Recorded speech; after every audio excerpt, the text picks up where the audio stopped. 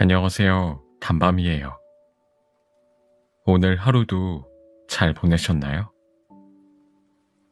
오늘은 여러분들께 재미있고 신비로운 동화들을 읽어드리려고 해요.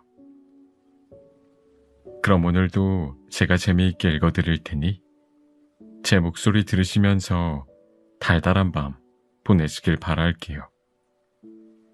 구독과 좋아요, 알람 설정도 꼭 해주실 거죠? 남겨진 시계. 화창한 일요일, 지인은 공원의 나무 그늘 아래 의자에 앉아서 멍하니 하늘을 바라보았다. 지는 21살 청년 사업가다. 꽤 잘생겼고 키도 크고 머리도 좋았다. 대학을 조기 졸업했고 아버지에게 하나하나 사업을 배웠고 또 여러 사업에 성공했고 상당한 재산을 모았다. 세상 사람들의 질투와 부러움을 한 몸에 받는 젊은이다. 그런데 지는 자신의 인생을 회색빛이라고 생각했다. 아무것도 재미가 없었다. 대학도 아버지가 원하는 학부에 들어갔고 아버지의 뜻에 따라 투자를 공부했다. 지루한 수업과 공부를 빨리 끝내고 싶어서 조기 졸업을 했다. 지금 하는 일도 그냥 할 뿐이다. 달리 하고 싶은 일도 없고 아버지에게 반항하기도 귀찮으니까 하는 수 없이 하고 있다. 일뿐만 아니라 평소 생활도 마찬가지였다. 적당히 먹고 적당히 놀고 남들이 무시하지 않을 정도로만 적당히 옷을 입었다. 거기에 진만의 개성은 없었다. 마침내 여자친구 니나는 진에게 질렸다. 미안하지만 더는 못 만나겠어. 헤어지자. 잠깐만. 진은 당황해서 니나에게 매달렸다. 밝고 긍정적인 니나는 대학 시절부터 친구였다. 회색빛 하루하루를 보내는 진에게 쾌활하고 시원시원한 니나는 유일한 밝은 빛이었다. 니나를 잃기 싫어서 간절히 설득했다. 내 어떤 점이 마음에 안 들어. 외모도 그럭저럭 나쁘지 않고 돈도 있어. 세상에선 나를... 바보 같은 소리 좀 그만해. 그런 거 아무래도 상관없으니까. 니나가 불쌍하다는 눈빛으로 진을 바라보았다. 너는 항상 지루해 보여. 같이 있으면 나까지 기분이 우울해져. 나는 너를 행복하게 해줄 수 없다는 걸 알게 되었어. 나의 마지막 충고야. 뭐가 불만인지 모르겠지만 그렇게 마음에 안 들면 진심으로 맞서 싸우는 게 어때? 그 말을 남기고 니나는 뒤도 돌아보지 않고 가버렸다. 일주일 전에 있었던 작별이다. 니나랑 헤어진 뒤 진은 깨달았다. 생각보다 영향이 없다는 것을. 니나가 있든 없든 날마다 지루했다.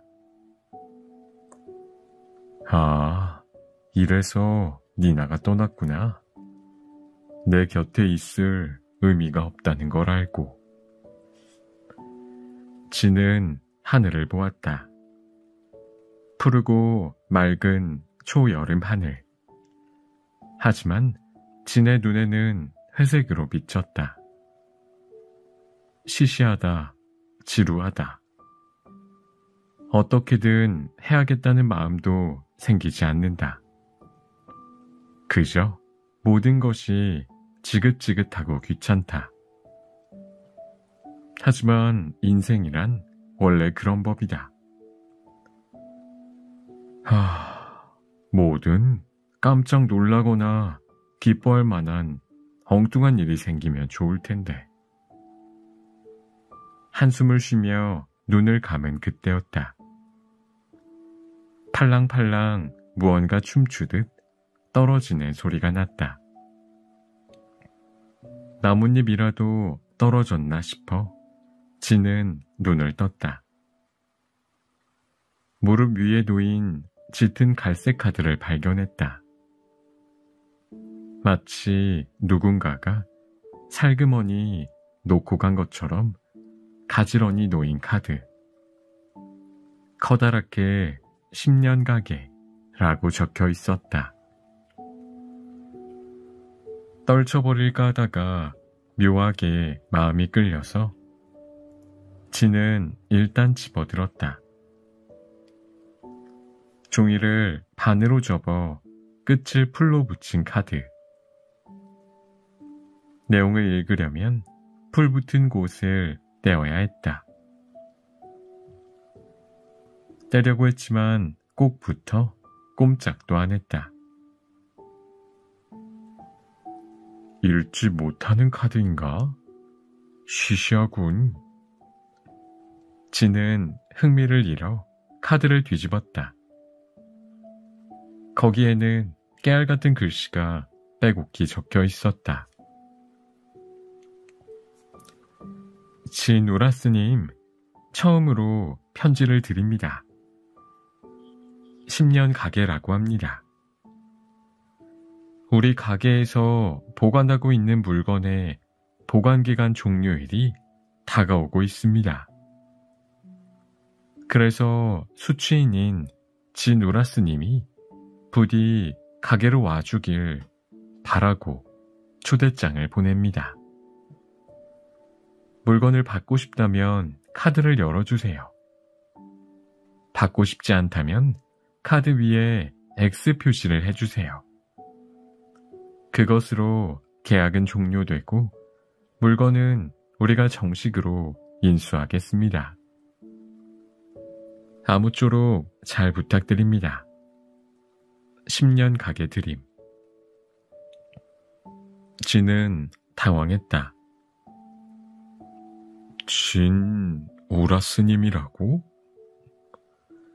다시 읽어도 거기엔 진의 이름이 있었다. 보관하고 있는 물건? 수취인이 나라고?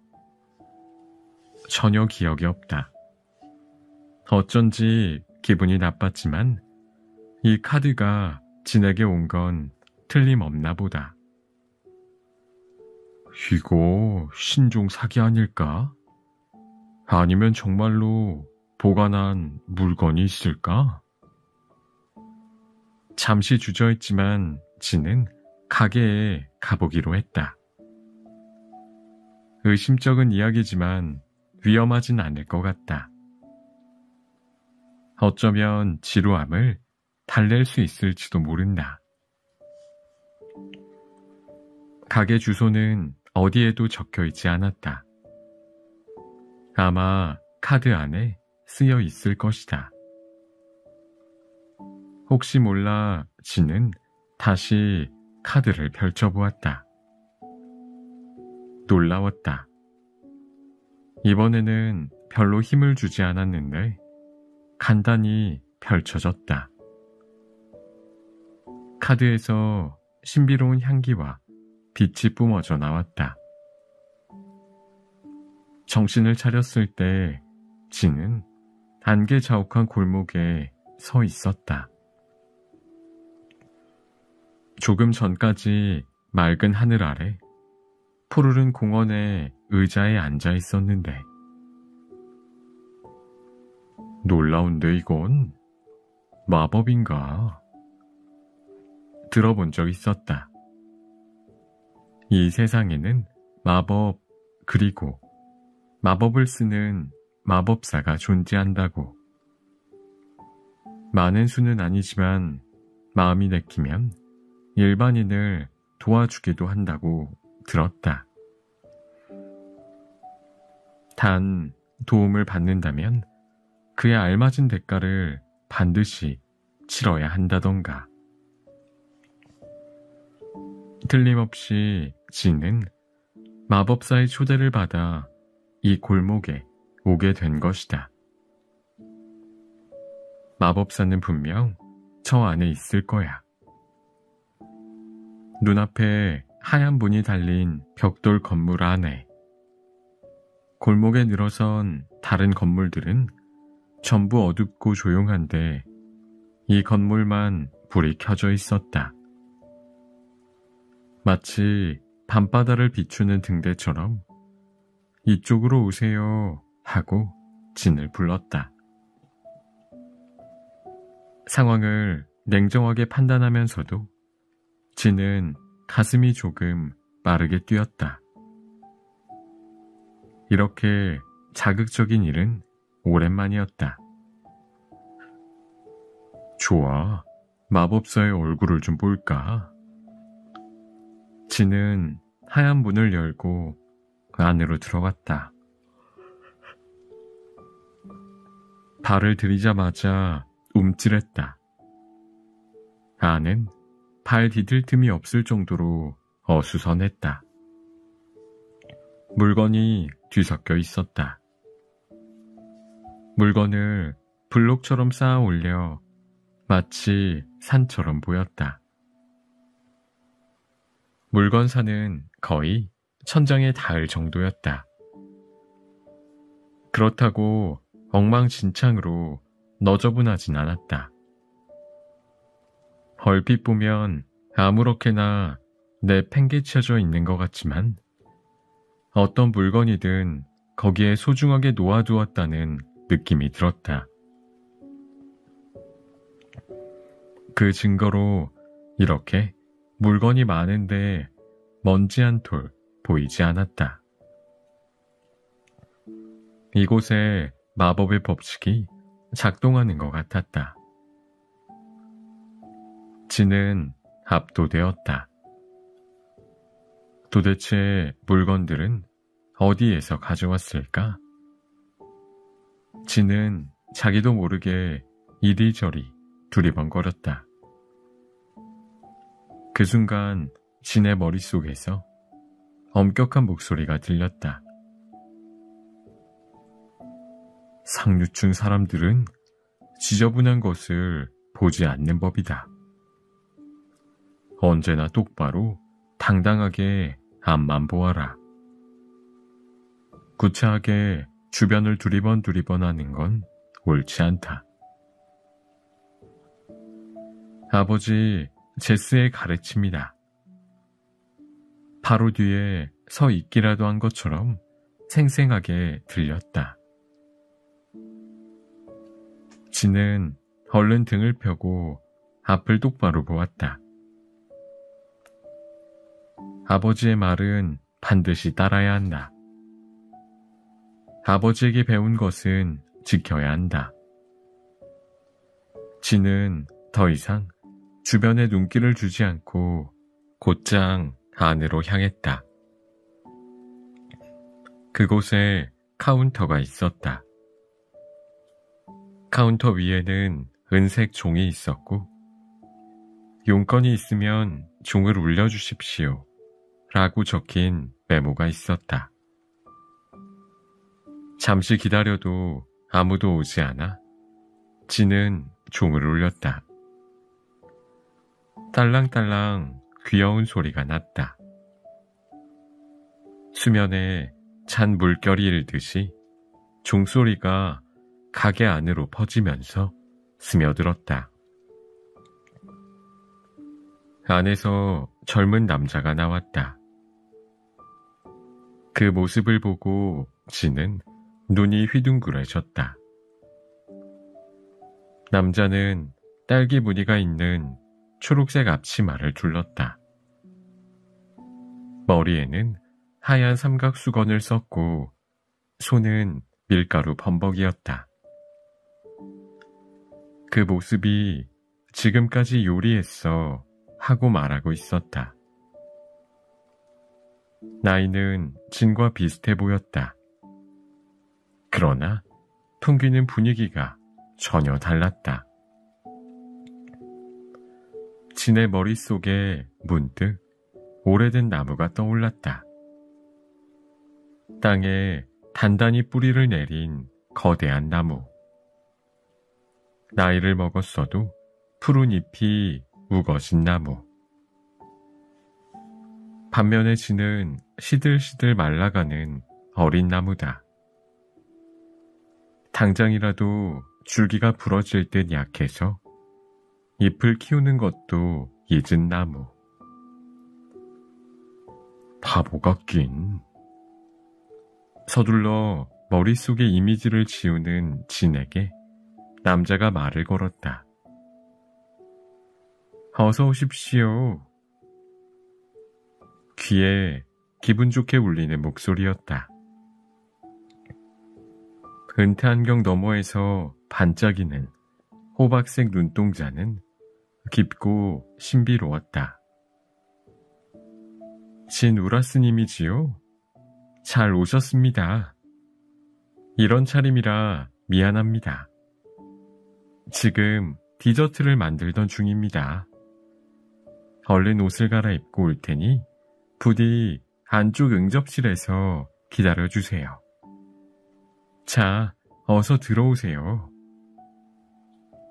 진은 안쪽 작은 방으로 안내를 받았다. 소파에 앉아 기다리자 다시 그 남자가 나타났다. 이번에는 진한 갈색 조끼와 바지를 입었다. 재킷까지는 걸치지 않은 편안한 차림이었는데 옷맵시가 단아하고 품이 있었다. 목에 주황색 스카프를 두른 것도 멋스러웠다. 삼각 수건을 벗으니 부드러운 밤색 머리카락이 살랑살랑 물결쳤다. 남자는 커피 세트와 커다란 케이크를 올린 쟁반을 들고 있었다. 기다리게 해서 미안합니다. 오늘은 집사가 일주일에 한 번 쉬는 날입니다. 그래서 내가 케이크를 굽는 중이었어요. 마침 하나가 다 구워진 참입니다. 먹어보시지요. 아니요, 저는 괜찮습니다. 에이, 사양하지 마세요.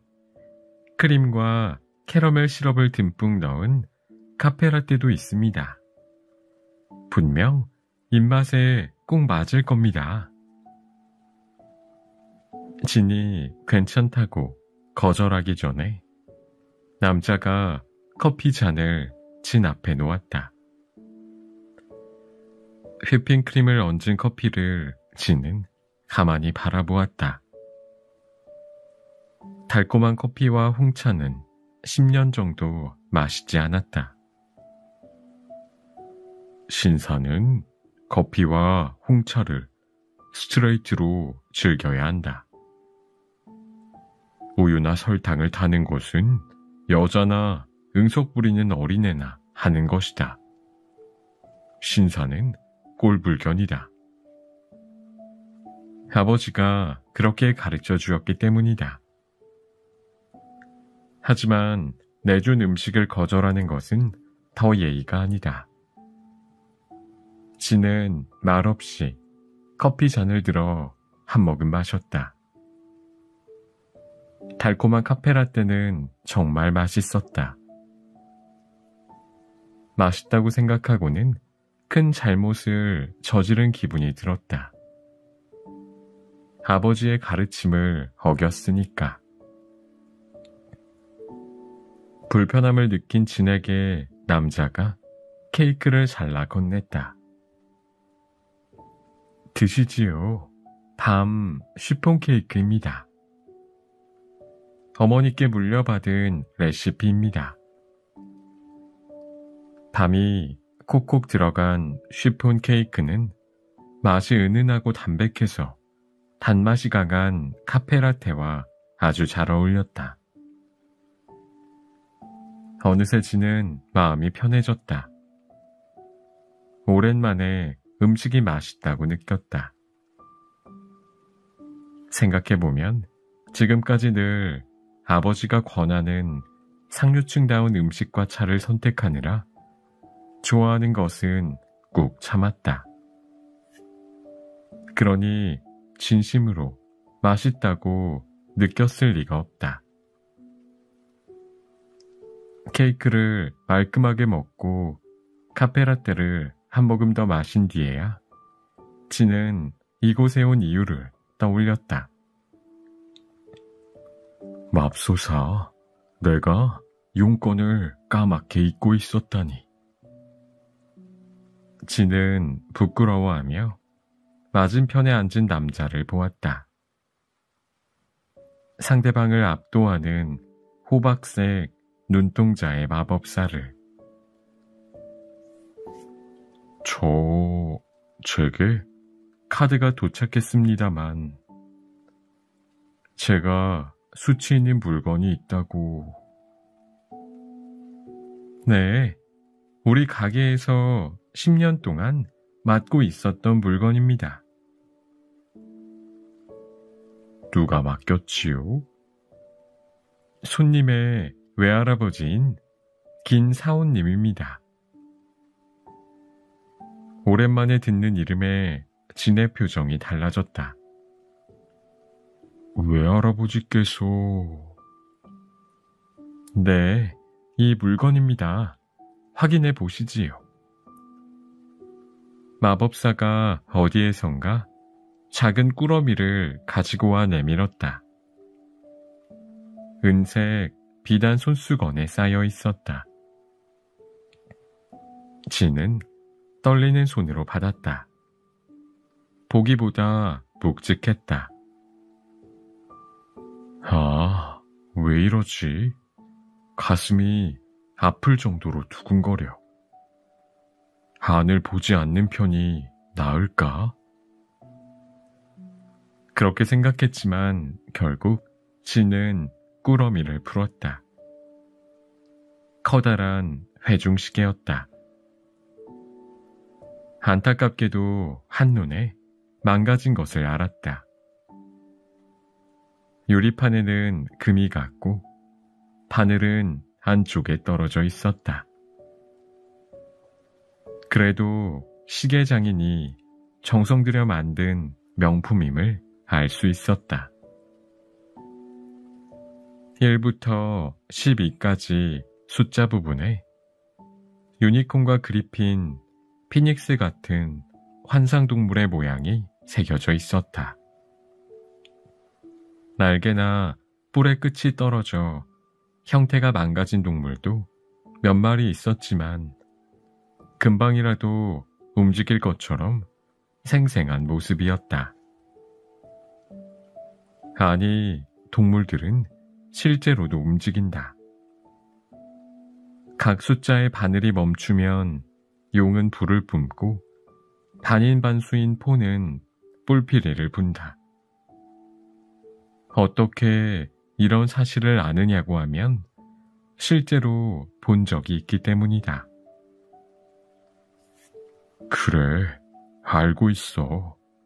이 시계를 아주 잘 알아. 시계 장인인 외할아버지가 만드신 거야. 진은 머리를 강하게 얻어 마신 듯한 충격을 받았다. 동시에 머릿속에서 소리가 나기 시작했다. 째깍째깍, 째깍째깍. 규칙적인 시계 바늘 소리. 그 소리가 겹겹이 포개어져 소용돌이를 이루었다. 소용돌이에 휘말려 봉인된 기억이 천천히 되살아났다. 외할아버지는 실력이 뛰어난 시계 장인이었다. 다양한 모양을 세공에 넣어 시간의 흐름을 즐기는 요술시계를 특히 잘 만들었는데 그 실력은 견줄 사람이 없을 정도였다. 예를 들면 거실용 큰 시계. 아침 6시가 되면 작은 문이 활짝 열리고 닭이 걸어 나와 꽃기호 하고 운다. 낮 12시가 되면 한 무리가 나와 탁자와 의자에 앉아 즐겁게 식사한다. 저녁 8시가 되면 악단이 나와 차분하게 밤 노래를 연주한다. 숲속을 담은 목각시계도 있었다. 매 정각마다 2개의 작은 창문이 열리고 사슴이 폴짝폴짝 뛰어간다. 3시라면 3번, 4시라면 4번. 사냥꾼이 사슴을 향해 총을 겨누고 있지만 항상 잡지 못하고 실패한다. 천체시계도 있었다. 철사구리를 여러 개 포개고 색색의 유리구슬을 달아 우주의 행성처럼 움직이는 시계였다. 달의 주기, 밀물과 썰물의 시간. 일식을 예측할 수 있는 이 시계는 걸작이라고 불리고 지금도 별 박물관에 전시되어 있다. 지는 사람들이 요술시계의 긴이라고 부르는 외할아버지를 사랑했다. 외할아버지는 이야기도 재미있게 했고 아주 유쾌한 분이었다. 게다가 손재주는 얼마나 좋은지 눈이 침침해질 정도로 작은 나사로 톱니바퀴를 조립해 시계라는 또 하나의 세상을 창조했다. 지는 마법 같은 과정에 마음을 빼앗겨버렸다. 외할아버지는 부품 하나에 이르기까지 전부 손으로 직접 작업해서 똑같은 시계가 하나도 없다. 정확한 시간을 알려주는 건 기본이고 정교한 세공이 더해져 즐거움이 가득한 시계다. 나도 외할아버지처럼 되고 싶어요. 그래서 언젠가 외할아버지보다 더 멋있는 시계를 만들고 싶어요. 외할아버지는 기뻐하며 도구를 선물해 주었고 시계 만드는 법도 조금씩 가르쳐 주었다. 지는 도구를 집으로 가져가 틈만 나면 톱니바퀴를 만지작거렸다.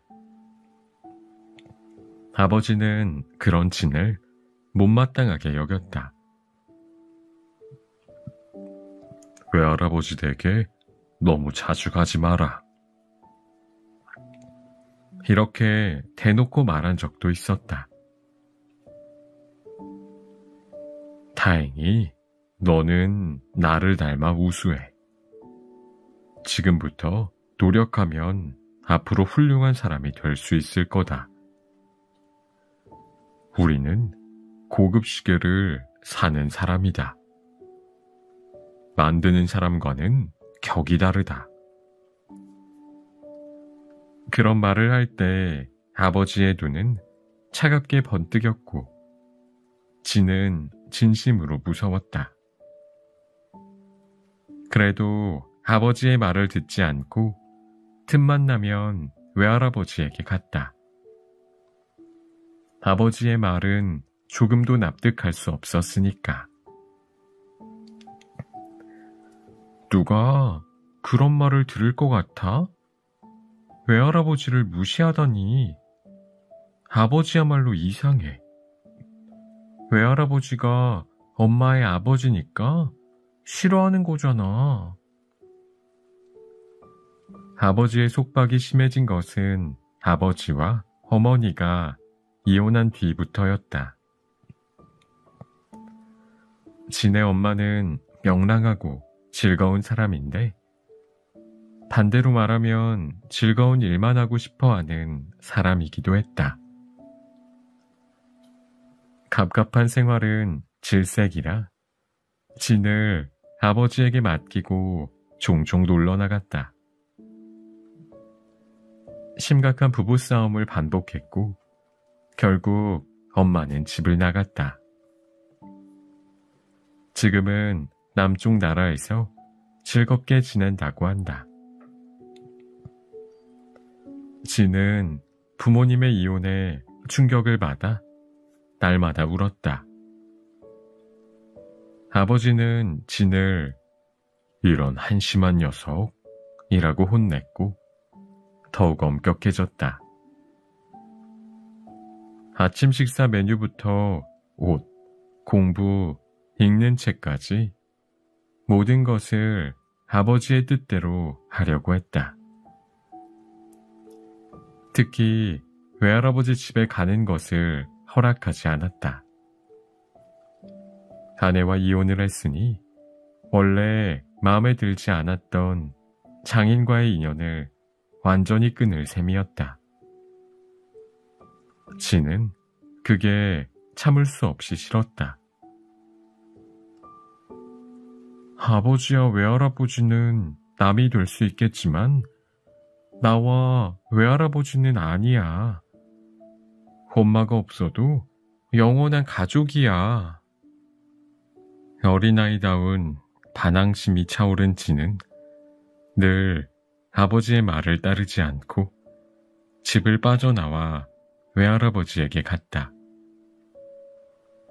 외할아버지에게 시계 이야기를 듣고 이것저것 배우는 시간이 유일하게 마음이 편한 시간이었다. 그렇게 진은 11살이 되었다. 어느 날 외할아버지가 장난스러운 미소를 지으며 말했다. 지금 너를 위해 아주 멋진 시계를 만들고 있단다. 어떤 거요? 보여주세요. 안 된다. 다음 생일까지 기다리렴. 앞으로는 거실에서 내 공부를 봐주마. 작업실은 당분간 출입 금지다. 그날 이후로 외할아버지는 진을 작업실에 들여보내주지 않았다. 외할아버지가 아주 멋진이라고 말할 정도니 분명히 대단한 시계일 거야. 얼른 보고 싶어서 진은 생일을 기다리느라 애가 탔다. 그러던 어느 날 드물게도 아버지가 오늘은 외할아버지 댁에 가자 라고 말했다. 그분께 드릴 말씀이 있어. 집을 보고 있을 테냐? 갈래요. 같이 갈게요. 그럼 빨리 준비해라. 오늘은 초록색 윗옷을 입으면 좋겠구나.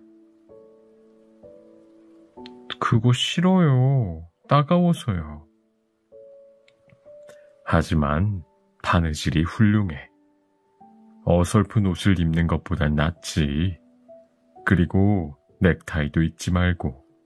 알겠니? 여기서 아버지를 화나게 하면 데려가지 않을 거야. 오늘은 시키는 대로 해야겠다. 진은 초록색 윗옷을 입었다. 역시 따끔거렸고 넥타이는 너무 답답했다.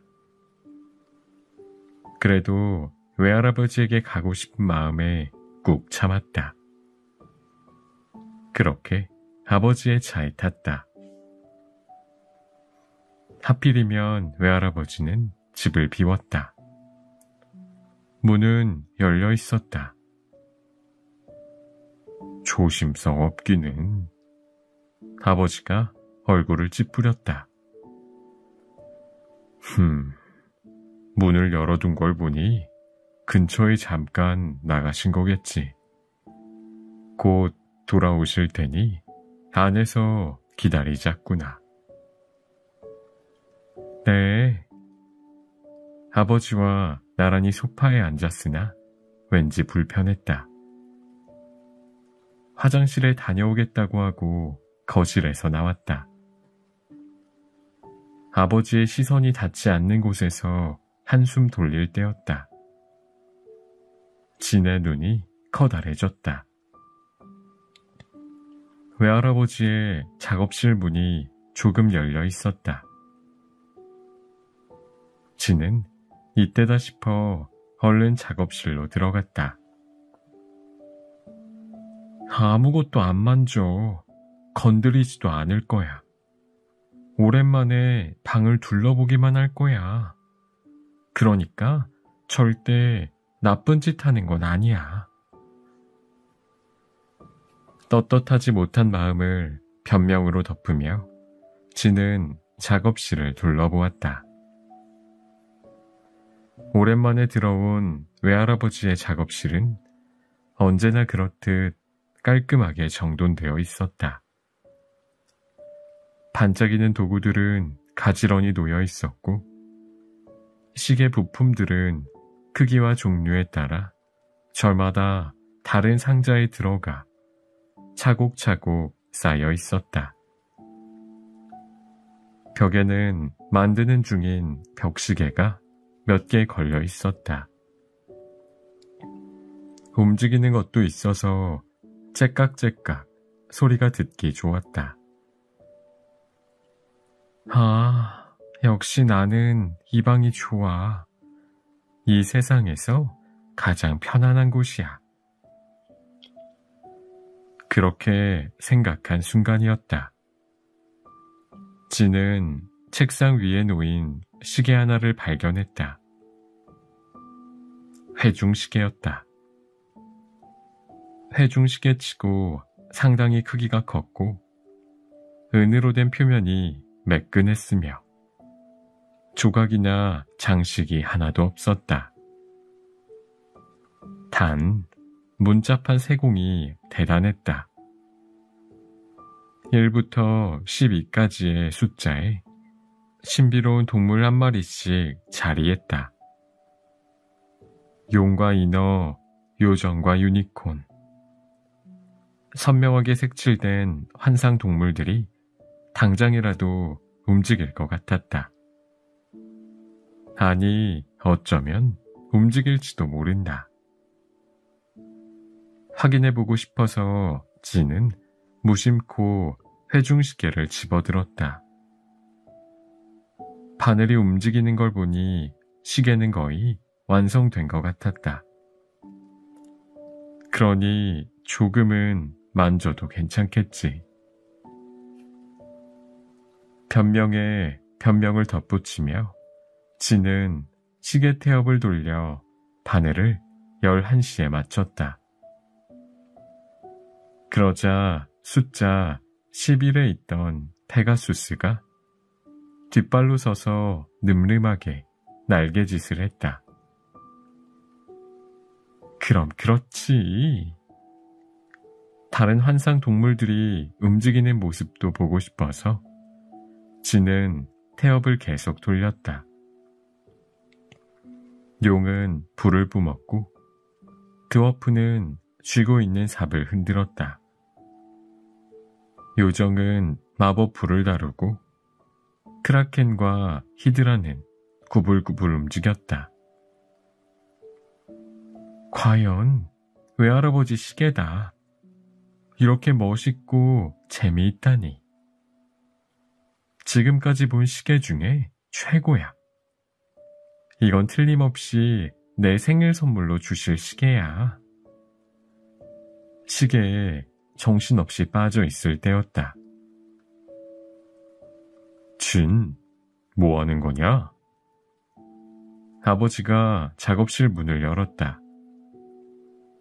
너무 갑자기여서 진은 화들짝 놀랐다. 그 바람에 막 태엽을 만지던 손가락이 미끄러져서 주르륵 시계가 떨어졌다. 작지만 불길한 소리를 내며 시계가 바닥에 부딪혔다. 진은 그대로 굳었다. 말도 안 돼. 시계를 떨어뜨리다니. 진은 새파랗게 질렸고 아버지가 천천히 시계를 주웠다. 시계를 살펴본 뒤 얼굴을 찡그렸다. 망가졌군. 안 돼. 거짓말. 정말이다. 봐라. 진은 아버지에게서 시계를 받았다. 정말이었다. 시계에 박은 유리에 가늘게 금이 갔고 떨어진 충격 때문에 동물들의 몸 여기저기가 떨어져 나갔다. 바늘도 하나 떨어졌다. 만듦새가 완벽한 만큼 섬세했을 것이다. 무참하게 망가진 모습에 진은 숨이 멎은 것 같았다. 슬프고 또 두렵고 겁이 나서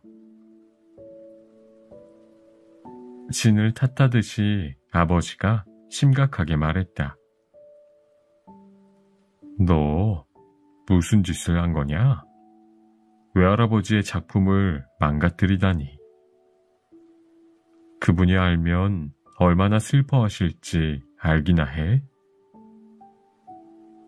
아무리 사과해도 용서해 주시지 않을 거다. 시계는 외할아버지의 보물이고 목숨이나 마찬가지니.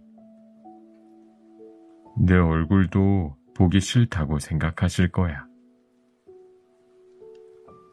진은 엉엉 울음을 터뜨렸다. 자신이 저지른 죄의 무게를 견딜 수 없었다. 어쩌면 좋죠? 훌륭한 사람이 되어라, 진. 아버지가 진의 양 어깨를 덥석 잡았다. 아버지의 눈이 묘하게 번뜩였고 입가에는 흐릿한 미소가 묻어 있었다. 외할아버지가 자랑스럽다고 생각할 만큼 훌륭한 사람이 되는 거야. 그러면 언젠가 외할아버지도 용서해 주실 테니까. 괜찮아. 아버지가 이끌어 주마. 아버지가 하라는 대로 하면 돼. 나는 너의 편이다. 이 말을 듣고 진은 울면서 아버지에게 매달렸다. 아버지는 진을 작업실에서 데리고 나와 외할아버지를 만나지 않고 집으로 돌아왔다. 그날부터 진은 뭐든지 아버지의 말을 따랐다. 공부도 열심히 하고 아버지가 입으라는 옷을 입고 읽으라는 책을 읽었다. 몹시 힘들었지만 벌이라고 생각해서 받아들였다. 착한 아이로 살면 언젠가 외할아버지를 다시 만날 수 있을 거야 하는 마음으로 노력했다. 외할아버지에게서 연락이 뚝 끊겼다. 편지도 전화도 없었다. 당연히 집에도 오지 않았다. 그렇다고 진이 외할아버지에게 갈 수는 없었다. 그럴 용기가 없었고 감히 여길 와? 하고 혼날까봐 무서웠다. 때때로 아버지에게 물어보았다. 외할아버지한테 무슨 소식 없었나요? 진이 조심스럽게 물으면 아버지는 늘 우울한 표정으로 고개를 끄덕였다. 그래, 슬프지만 아직도 너에게 화가 굉장히 많이 난 것 같구나. 그분은 고집이 세니까. 조금 더 기다려보자꾸나. 그런 말을 들을 때마다 심장이 조여드는 기분이었다. 그렇게 진은 12살 생일을 맞았다. 진은 그날만을 기다렸다. 내심 약간 기대했다. 어쩌면 오늘은 외할아버지가 오실지도 몰라. 아니면 선물을 보내실지도 몰라. 이제 화가 풀렸다는 의미를 담아서. 어느 쪽이든 넌지시 알려주시면 나는 당장 외할아버지한테 사과할 거야. 그러니까 암시가 필요해. 제발, 제발, 외할아버지, 저를 용서한다고 말해주세요. 하루 종일 기도하며 기다렸지만 외할아버지는 오지 않았다. 선물도 도착하지 않았다. 아직도 진은 용서받지 못했다. 그날 밤 진은 절망에 빠져 침대에서 정신없이 울었다. 결국 다시는 만나지 못한 채 외할아버지는 세상을 떠났다. 진의 생일이 지나고 약 반년 뒤였다. 아버지에게 그 소식을 들은 순간부터 진은 스스로 생각하기를 그만두었다. 아버지가 하라는 대로 사는 편이 좋을지도 모르겠다. 아버지만 따르면 뭔가를 의심하거나 두려워할 일도 없을 것이다. 감각이 마비된 것처럼 아무것도 느끼지 않으니 편하고 좋았다. 외할아버지에게 받은 시계 제작 도구도 다시는 만지지 않았다. 외할아버지를 떠올리기 싫었고 잊고 싶었다. 그렇게 추억은 전부 마음속 깊은 곳에 봉인되었고 아버지의 생각대로 움직이는 아버지의 분신, 진이 완성되었다.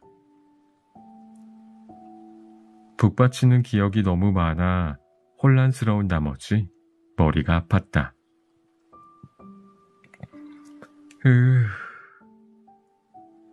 진이 신음하며 손으로 얼굴을 덮자 마법사가 다정하게 말을 걸었다.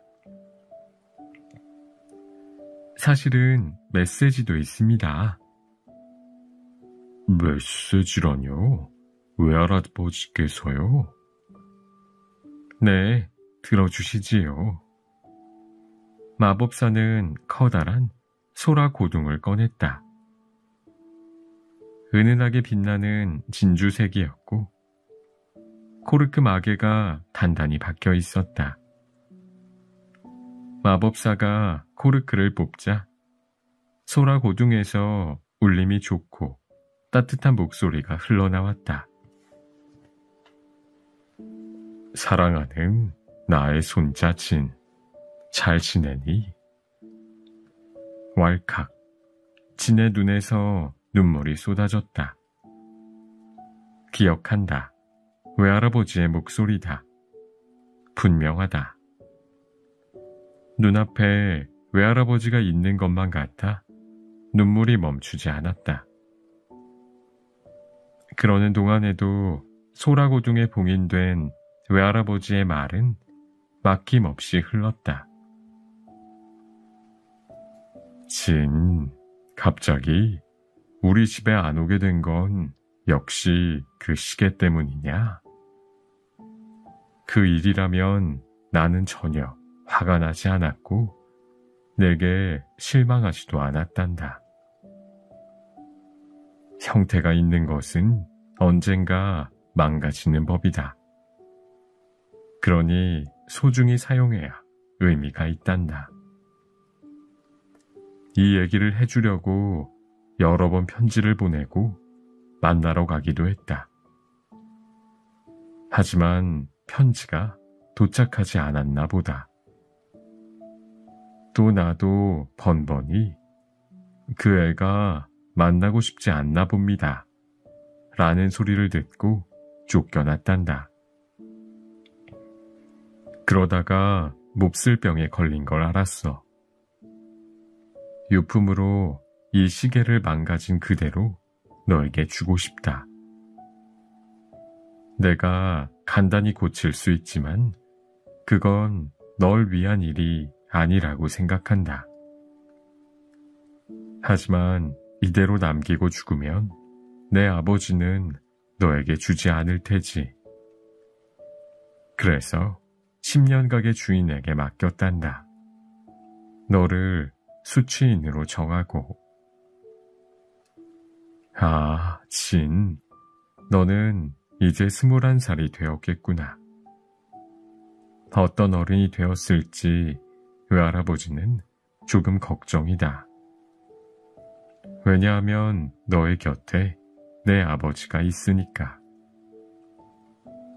내 아버지는 머리가 좋아 돈벌이에 뛰어난 사람이지만 마음이 가난해. 내가 아버지처럼 살아지는 않을지 너무 걱정되는구나. 진, 부디 마음을 잃지 마라. 시계 장인이 되겠다고 웃으며 말하던 소년의 마음을 잃지 마라. 외할아버지의 간절한 부탁이다. 시계 장인이 아니어도 된다. 그저 내가 진실한 인생을 살기 바란다. 메시지는 끝났다. 고요하게 가라앉았다. 진은 돌처럼 굳어버렸다. 이미 눈물은 멈췄다. 잠시 뒤 진이 천천히 마법사를 보았다. 외할아버지께서 나를 용서하셨다고요? 자세한 내용까진 모르겠지만 손님을 굉장히 만나고 싶어 했습니다. 손자가 걱정된다고 계속 말씀하여 이 소라고등에 메시지를 넣으라고 권했습니다. 아무튼 우리가 맡은 물건은 이게 전부입니다. 자, 어떻게 하겠습니까? 망가진 시계를 가지고 가겠습니까? 아니면 받는 걸 거부하겠습니까? 어느 쪽이든 원하는 대로 선택하시지요. 진은 한참 동안 회중시계를 바라보았다.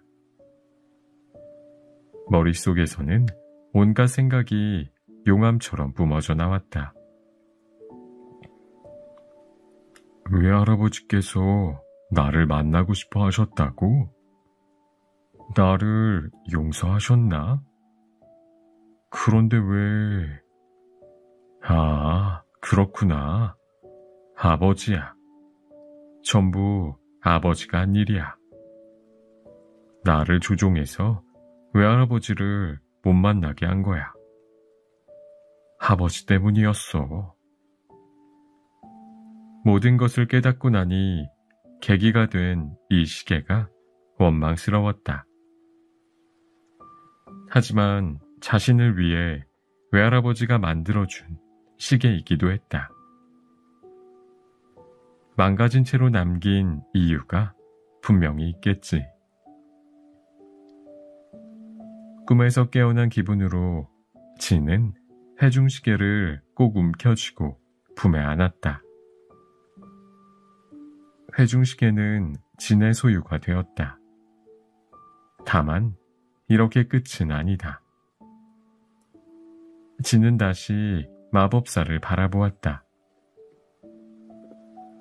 같은 물건을 한 번 더 맡길 수 있나요? 네, 물론입니다.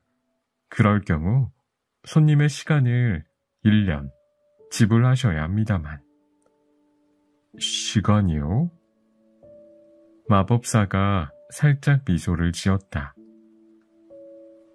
이곳은 10년 가게. 10년 동안 보관하는 대신 수명 1년을 받습니다. 긴 님도 남은 수명을 전부 지불했습니다. 그래서 이 시계를 우리가 맡았습니다. 그 정도로 간절하게 외할아버지는 자신의 마음을 진에게 남기고 싶었던 것이다.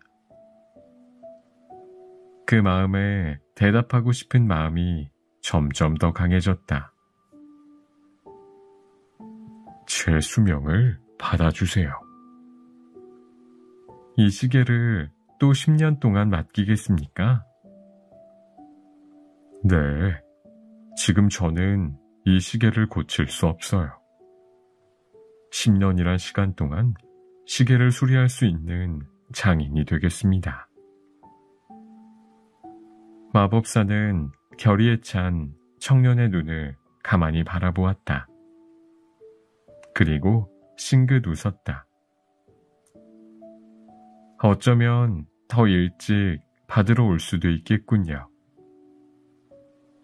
긴님은 손님을 자랑스러운 손자라고 말씀했습니다. 시계를 만드는 재능도 있는 것 같다고요.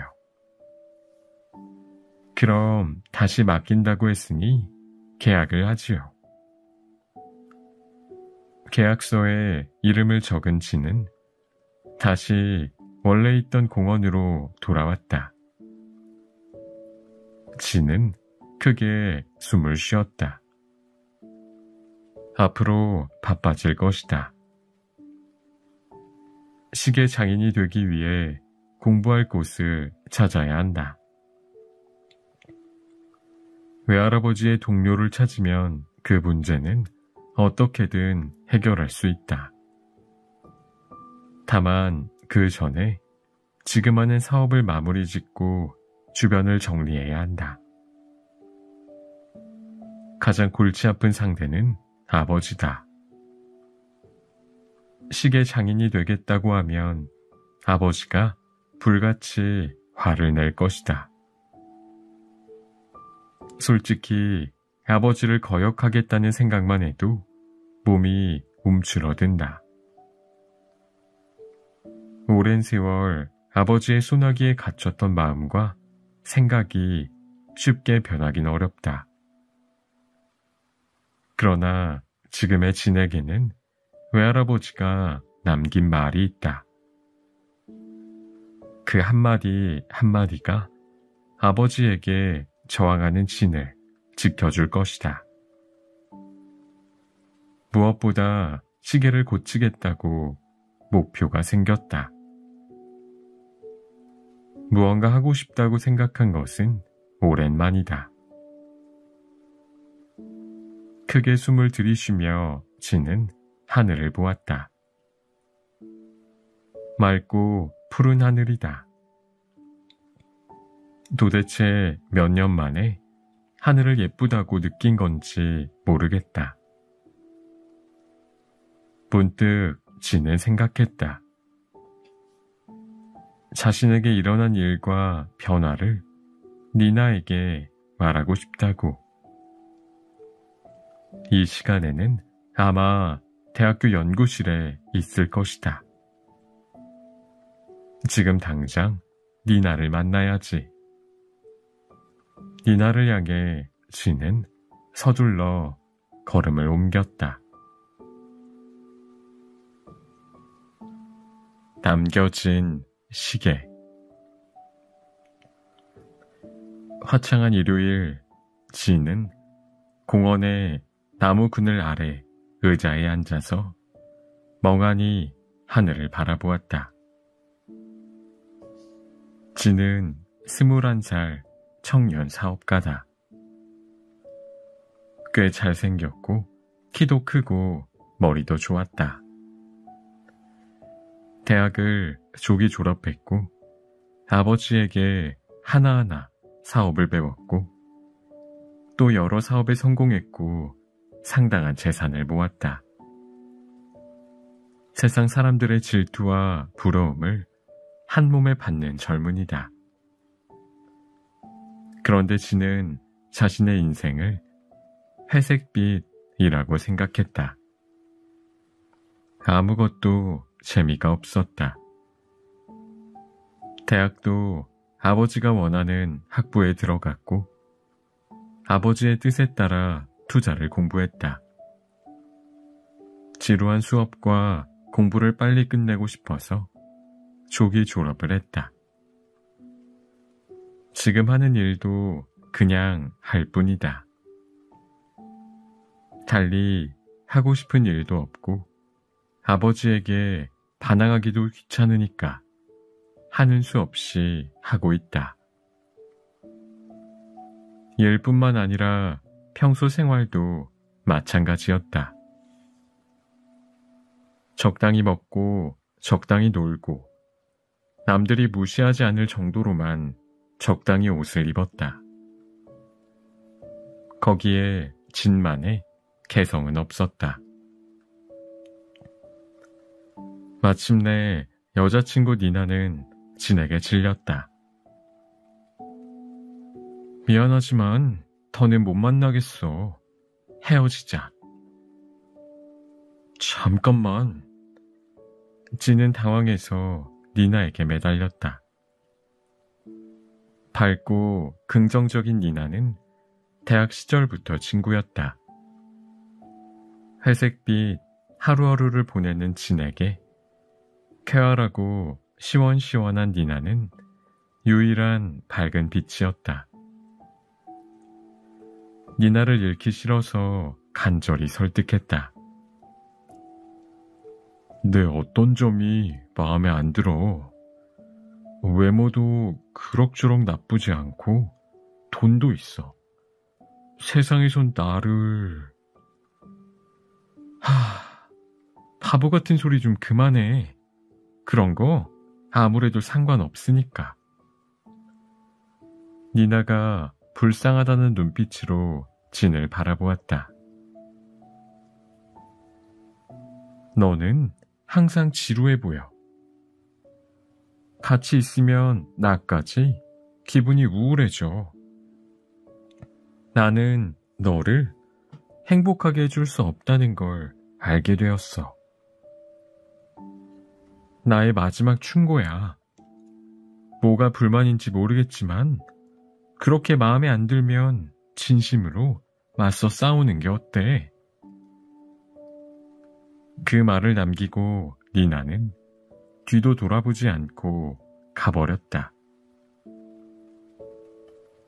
일주일 전에 있었던 작별이다. 니나랑 헤어진 뒤 진은 깨달았다. 생각보다 영향이 없다는 것을. 니나가 있든 없든 날마다 지루했다. 아, 이래서 니나가 떠났구나. 내 곁에 있을 의미가 없다는 걸 알고. 진은 하늘을 보았다. 푸르고 맑은 초여름 하늘. 하지만 진의 눈에는 회색으로 비쳤다. 시시하다, 지루하다. 어떻게든 해야겠다는 마음도 생기지 않는다. 그저 모든 것이 지긋지긋하고 귀찮다. 하지만 인생이란 원래 그런 법이다. 뭐든 깜짝 놀라거나 기뻐할 만한 엉뚱한 일이 생기면 좋을 텐데.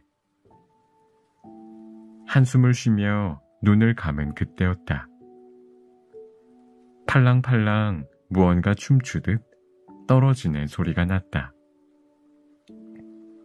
나뭇잎이라도 떨어졌나 싶어 진은 눈을 떴다. 무릎 위에 놓인 짙은 갈색 카드를 발견했다. 마치 누군가가 살그머니 놓고 간 것처럼 가지런히 놓인 카드. 커다랗게 10년 가게라고 적혀 있었다. 떨쳐버릴까 하다가 묘하게 마음이 끌려서 진은 일단 집어들었다. 종이를 반으로 접어 끝을 풀로 붙인 카드. 내용을 읽으려면 풀 붙은 곳을 떼어야 했다. 떼려고 했지만 꼭 붙어 꼼짝도 안 했다. 읽지 못하는 카드인가? 시시하군. 진은 흥미를 잃어 카드를 뒤집었다. 거기에는 깨알 같은 글씨가 빼곡히 적혀 있었다. 진우라스님, 처음으로 편지를 드립니다. 10년 가게라고 합니다. 우리 가게에서 보관하고 있는 물건의 보관기간 종료일이 다가오고 있습니다. 그래서 수취인인 진우라스님이 부디 가게로 와주길 바라고 초대장을 보냅니다. 물건을 받고 싶다면 카드를 열어주세요. 받고 싶지 않다면 카드 위에 X 표시를 해주세요. 그것으로 계약은 종료되고 물건은 우리가 정식으로 인수하겠습니다. 아무쪼록 잘 부탁드립니다. 10년 가게 드림. 진은 당황했다. 진 우라스님이라고?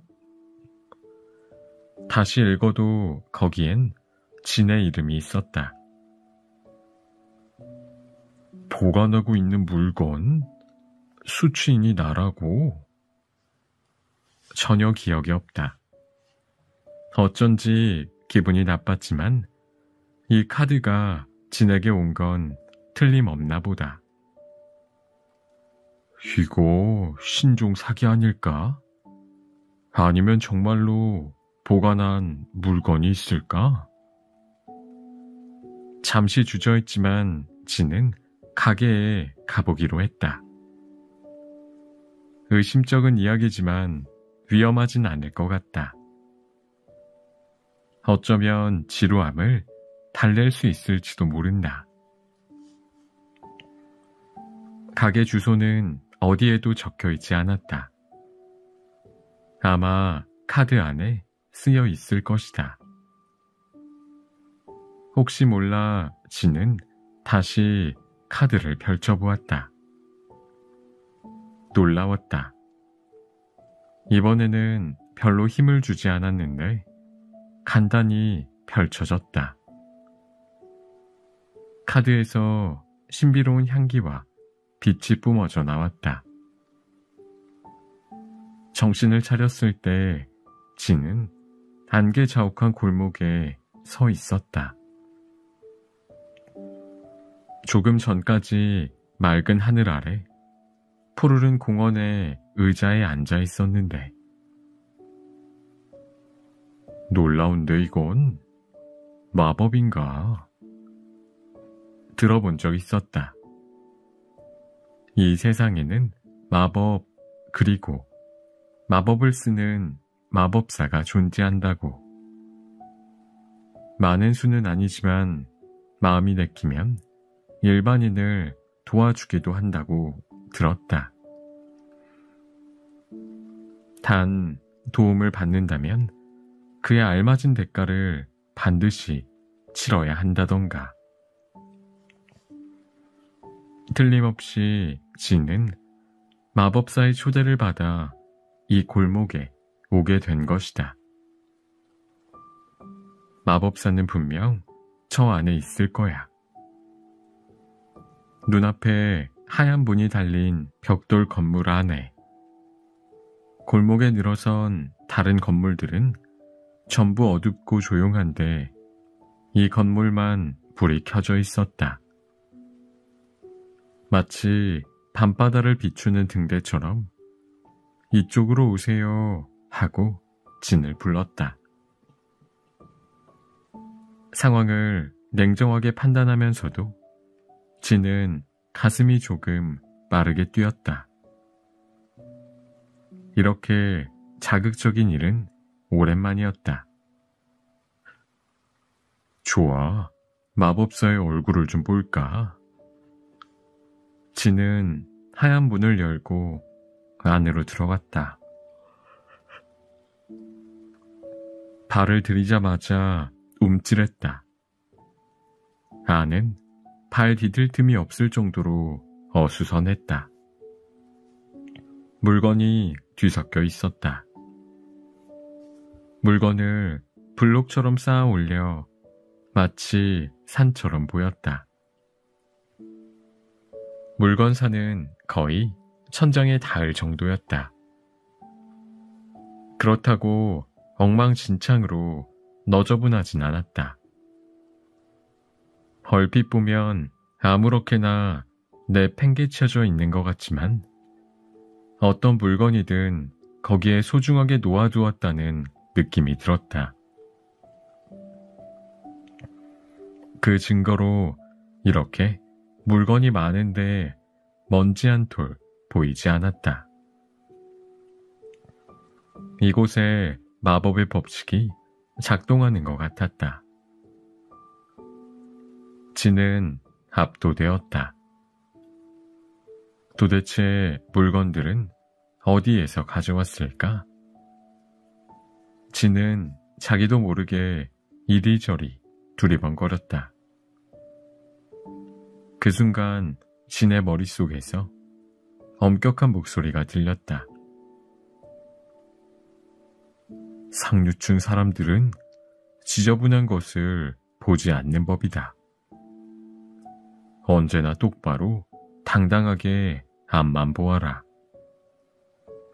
구차하게 주변을 두리번 하는 건 옳지 않다. 아버지 제스의 가르침이다. 바로 뒤에 서 있기라도 한 것처럼 생생하게 들렸다. 진은 얼른 등을 펴고 앞을 똑바로 보았다.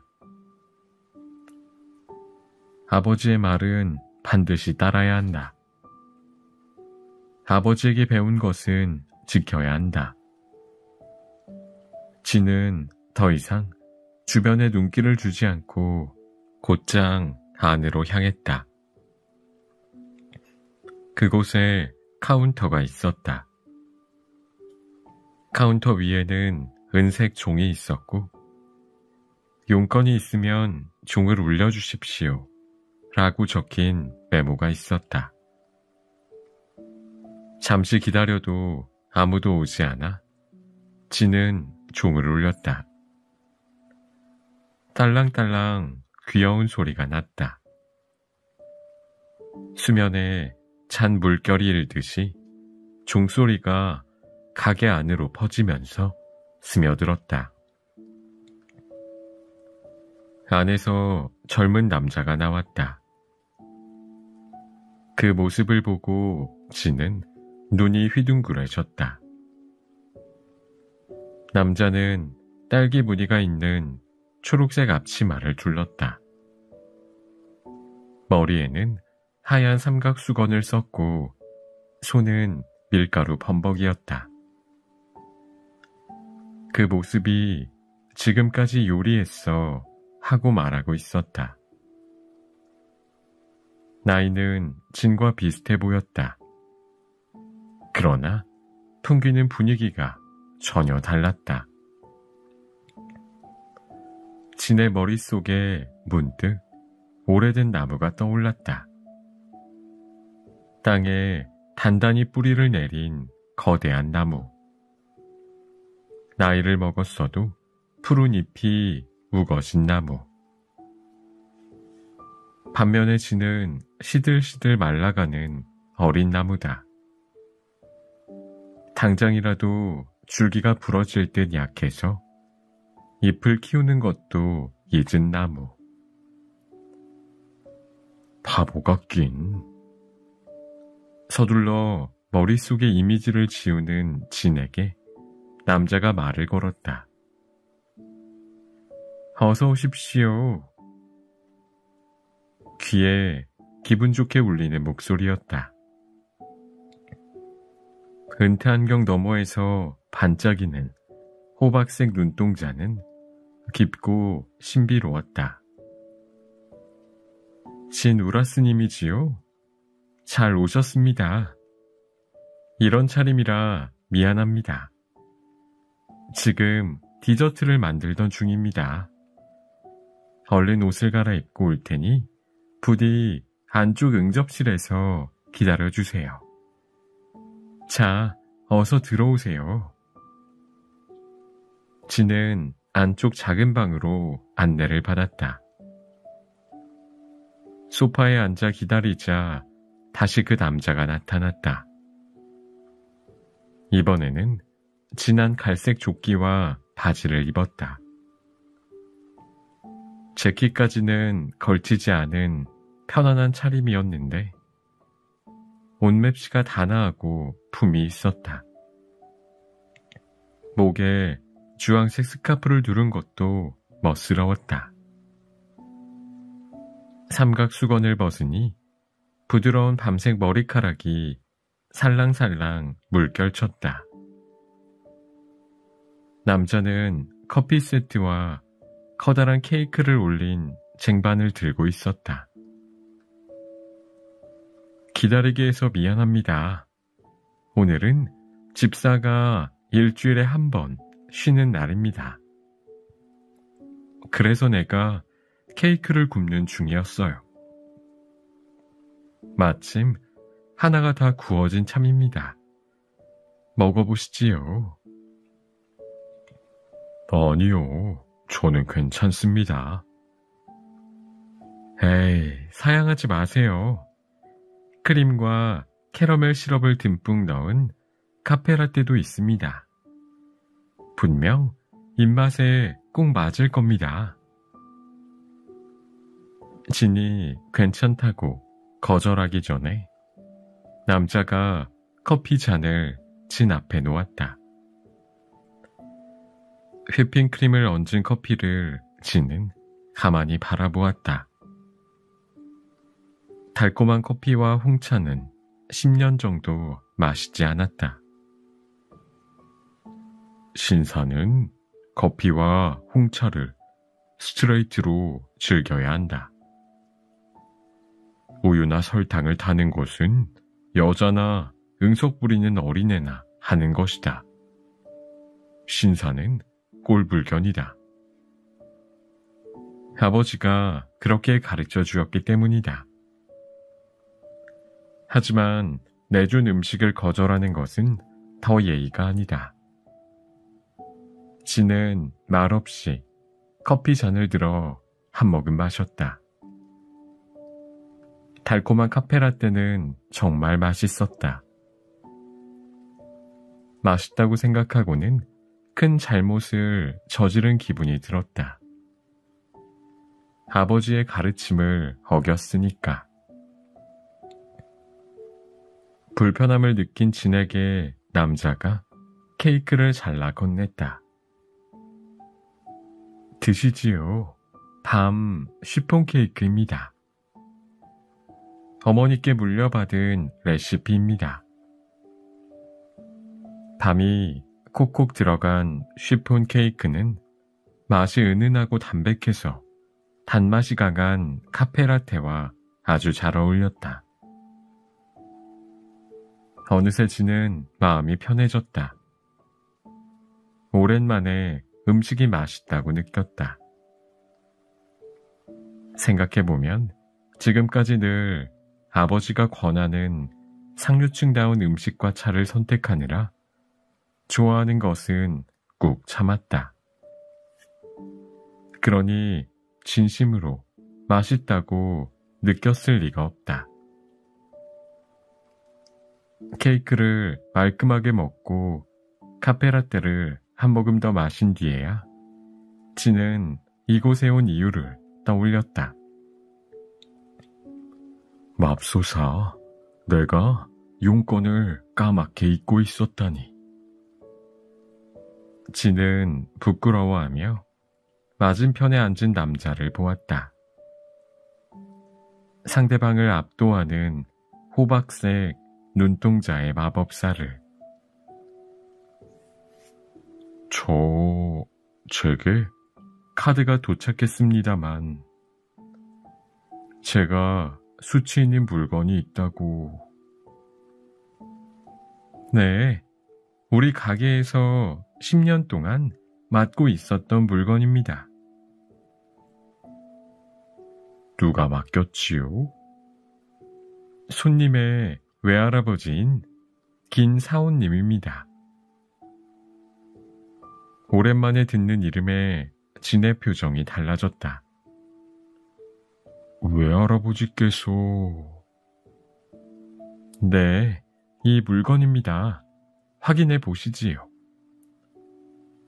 마법사가 어디에선가 작은 꾸러미를 가지고 와 내밀었다. 은색 비단 손수건에 쌓여 있었다. 진은 떨리는 손으로 받았다. 보기보다 묵직했다. 아, 왜 이러지? 가슴이 아플 정도로 두근거려. 안을 보지 않는 편이 나을까? 그렇게 생각했지만 결국 진은 꾸러미를 풀었다. 커다란 회중시계였다. 안타깝게도 한눈에 망가진 것을 알았다. 유리판에는 금이 갔고 바늘은 안쪽에 떨어져 있었다. 그래도 시계 장인이 정성 들여 만든 명품임을 알 수 있었다. 1부터 12까지 숫자 부분에 유니콘과 그리핀, 피닉스 같은 환상동물의 모양이 새겨져 있었다. 날개나 뿔의 끝이 떨어져 형태가 망가진 동물도 몇 마리 있었지만 금방이라도 움직일 것처럼 생생한 모습이었다. 아니, 동물들은 실제로도 움직인다. 각 숫자의 바늘이 멈추면 용은 불을 뿜고 반인반수인 포는 뿔피리를 분다. 어떻게 이런 사실을 아느냐고 하면 실제로 본 적이 있기 때문이다. 그래, 알고 있어. 이 시계를 아주 잘 알아. 시계 장인인 외할아버지가 만드신 거야. 진은 머리를 강하게 얻어마신 듯한 충격을 받았다. 동시에 머릿속에서 소리가 나기 시작했다. 째깍째깍, 째깍째깍. 규칙적인 시계 바늘 소리. 그 소리가 겹겹이 포개어져 소용돌이를 이루었다. 소용돌이에 휘말려 봉인된 기억이 천천히 되살아났다. 외할아버지는 실력이 뛰어난 시계 장인이었다. 다양한 모양을 세공에 넣어 시간의 흐름을 즐기는 요술시계를 특히 잘 만들었는데 그 실력은 견줄 사람이 없을 정도였다. 예를 들면 거실용 큰 시계. 아침 6시가 되면 작은 문이 활짝 열리고 닭이 걸어 나와 꽃기호 하고 운다. 낮 12시가 되면 한 무리가 나와 탁자와 의자에 앉아 즐겁게 식사한다. 저녁 8시가 되면 악단이 나와 차분하게 밤 노래를 연주한다. 숲속을 담은 목각시계도 있었다. 매 정각마다 2개의 작은 창문이 열리고 사슴이 폴짝폴짝 뛰어간다. 3시라면 3번, 4시라면 4번. 사냥꾼이 사슴을 향해 총을 겨누고 있지만 항상 잡지 못하고 실패한다. 천체 시계도 있었다. 철사고리를 여러 개 포개고 색색의 유리구슬을 달아 우주의 행성처럼 움직이는 시계였다. 달의 주기, 밀물과 썰물의 시간. 일식을 예측할 수 있는 이 시계는 걸작이라고 불리고 지금도 별 박물관에 전시되어 있다. 지는 사람들이 요술시계의 긴이라고 부르는 외할아버지를 사랑했다. 외할아버지는 이야기도 재미있게 했고 아주 유쾌한 분이었다.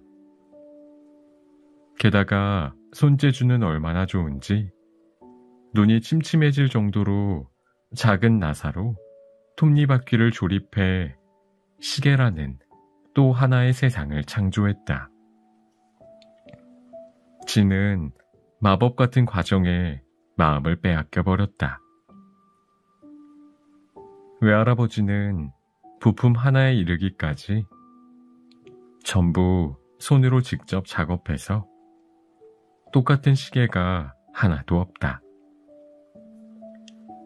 정확한 시간을 알려주는 건 기본이고 정교한 세공이 더해져 즐거움이 가득한 시계다. 나도 외할아버지처럼 되고 싶어요. 그래서 언젠가 외할아버지보다 더 멋있는 시계를 만들고 싶어요.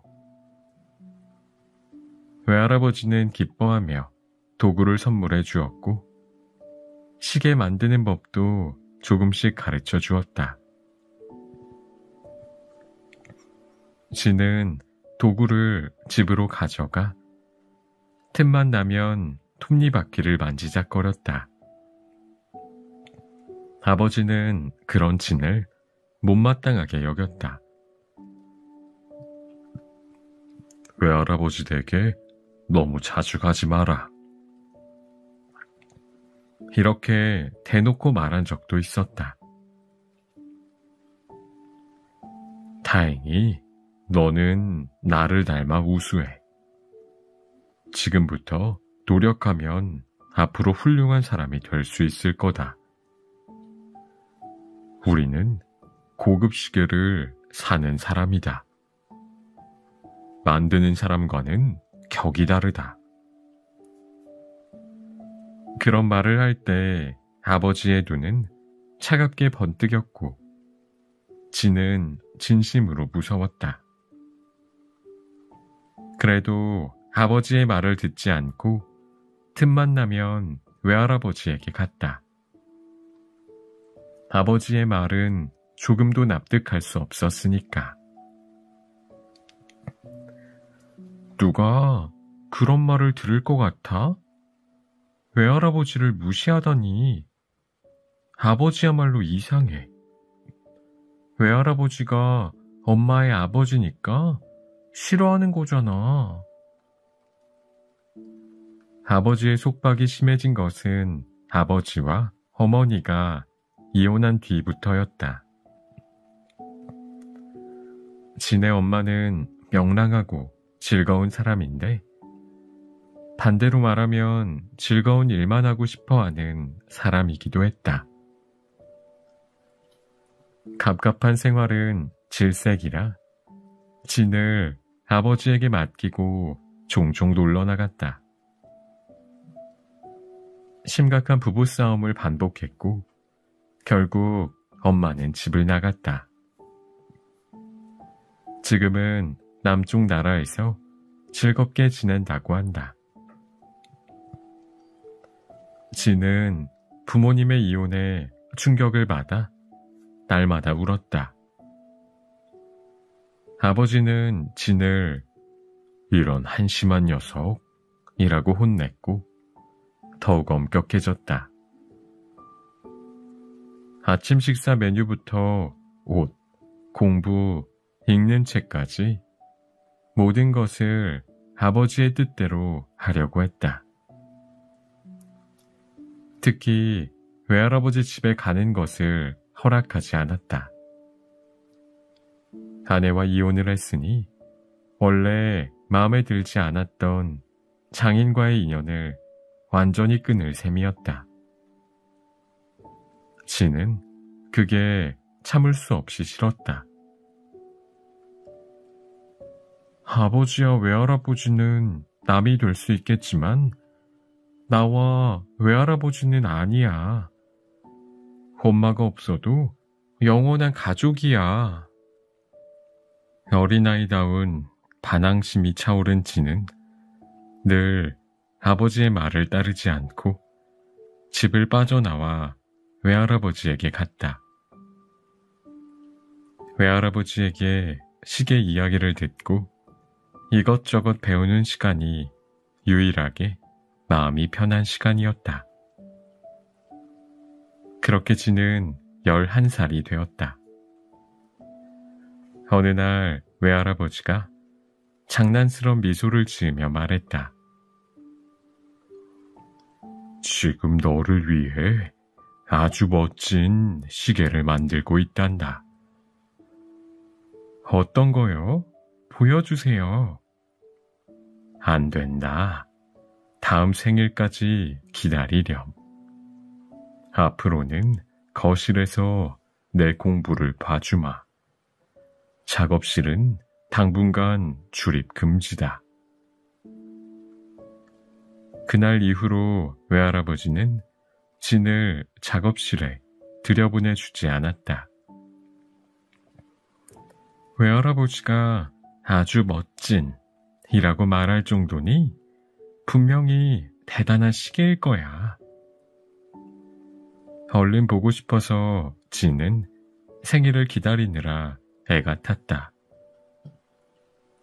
그러던 어느 날 드물게도 아버지가 오늘은 외할아버지 댁에 가자 라고 말했다.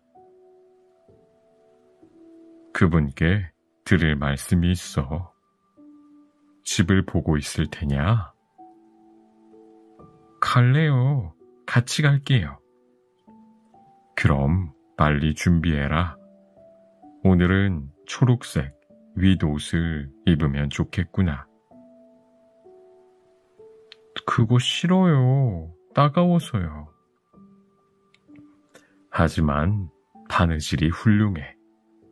어설픈 옷을 입는 것보단 낫지. 그리고 넥타이도 잊지 말고. 알겠니? 여기서 아버지를 화나게 하면 데려가지 않을 거야. 오늘은 시키는 대로 해야겠다. 진은 초록색 윗옷을 입었다. 역시 따끔거렸고 넥타이는 너무 답답했다. 그래도 외할아버지에게 가고 싶은 마음에 꾹 참았다. 그렇게 아버지의 차에 탔다. 하필이면 외할아버지는 집을 비웠다. 문은 열려 있었다. 조심성 없기는. 아버지가 얼굴을 찌푸렸다. 문을 열어둔 걸 보니 근처에 잠깐 나가신 거겠지. 곧 돌아오실 테니 안에서 기다리자꾸나. 네. 아버지와 나란히 소파에 앉았으나 왠지 불편했다. 화장실에 다녀오겠다고 하고 거실에서 나왔다. 아버지의 시선이 닿지 않는 곳에서 한숨 돌릴 때였다. 진의 눈이 커다래졌다. 외할아버지의 작업실 문이 조금 열려 있었다. 진은 이때다 싶어 얼른 작업실로 들어갔다. 아무것도 안 만져. 건드리지도 않을 거야. 오랜만에 방을 둘러보기만 할 거야.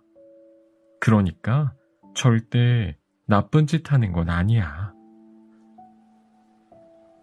떳떳하지 못한 마음을 변명으로 덮으며 진은 작업실을 둘러보았다.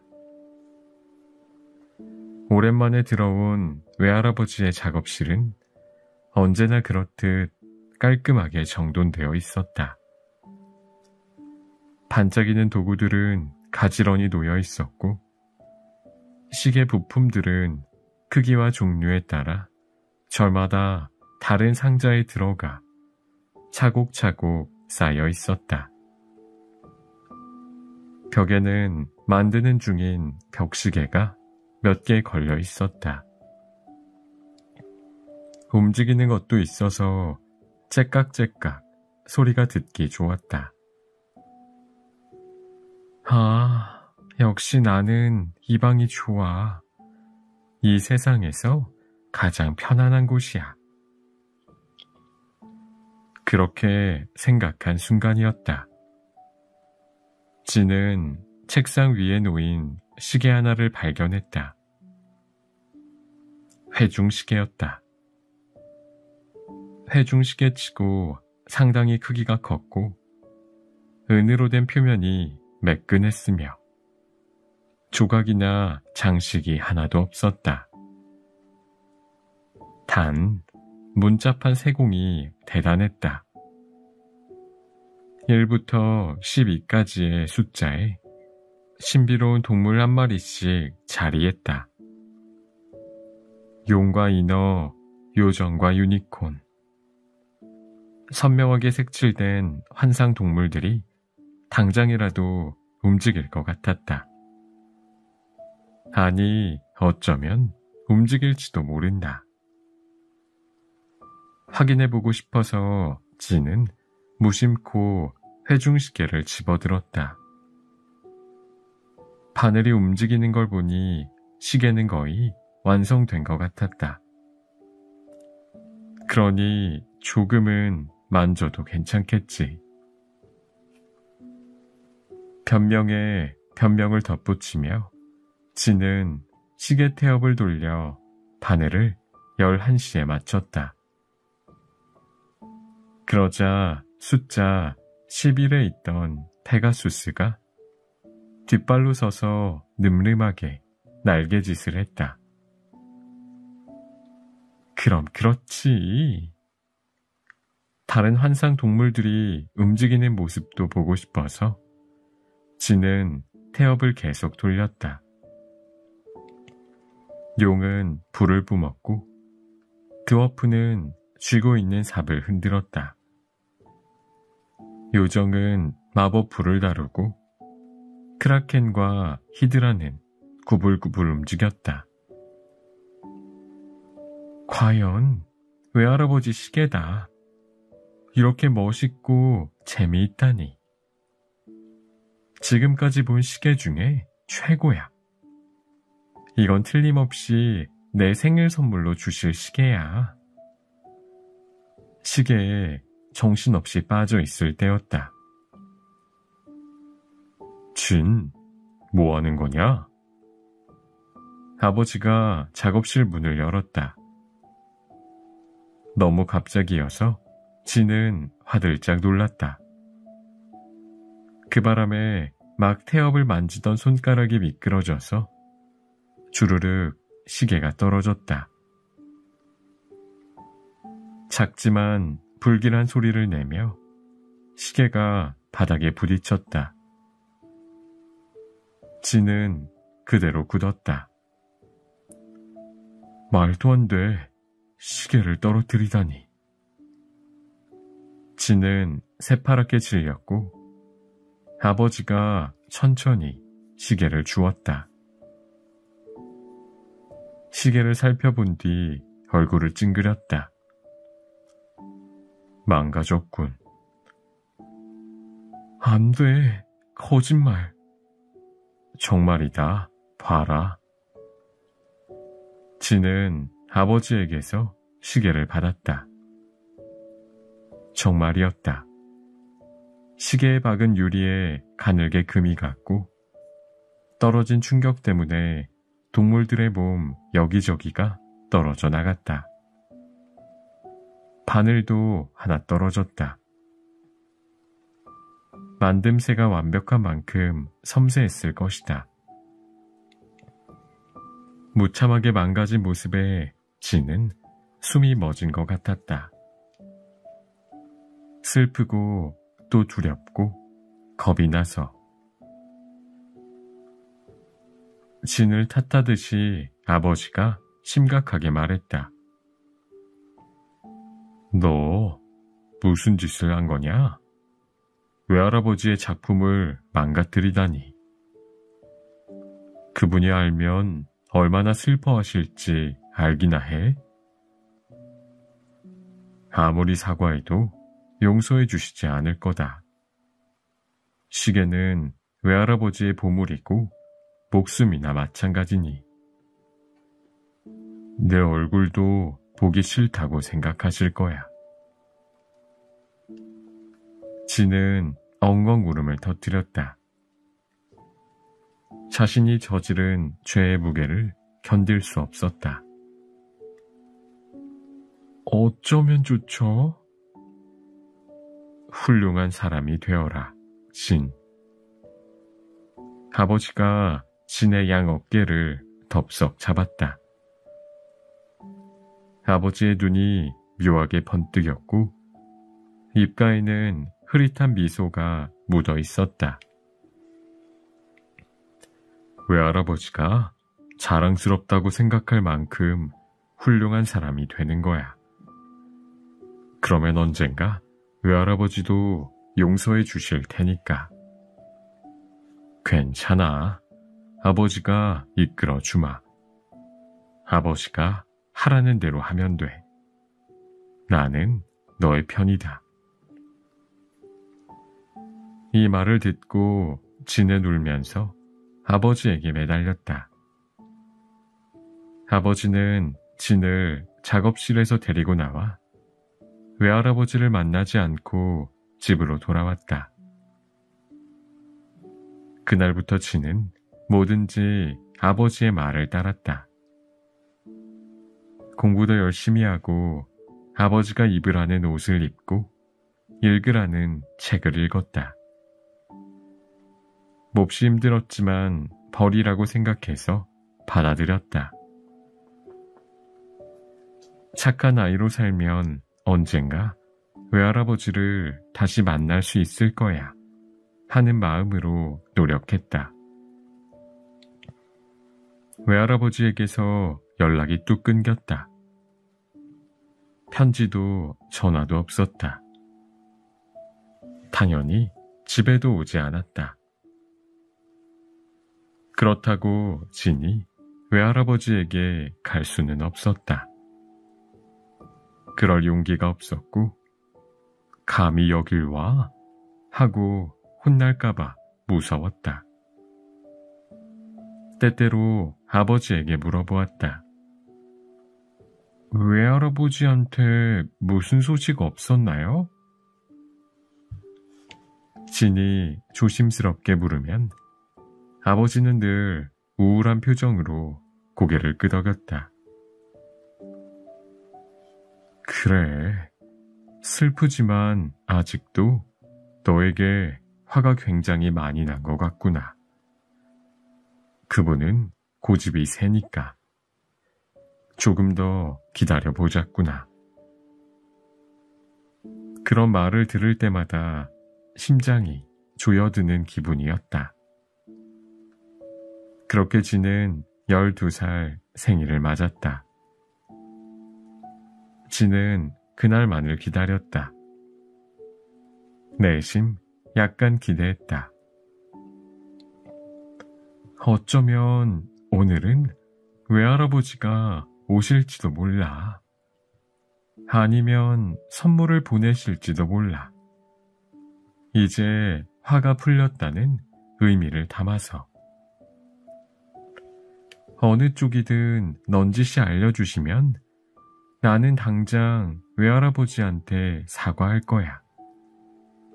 그러니까 암시가 필요해. 제발, 제발, 외할아버지, 저를 용서한다고 말해주세요. 하루 종일 기도하며 기다렸지만 외할아버지는 오지 않았다. 선물도 도착하지 않았다. 아직도 지는 용서받지 못했다.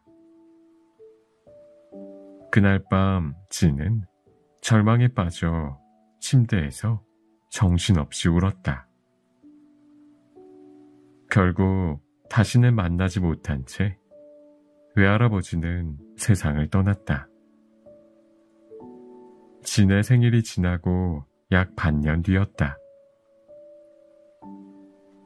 아버지에게 그 소식을 들은 순간부터 진은 스스로 생각하기를 그만두었다.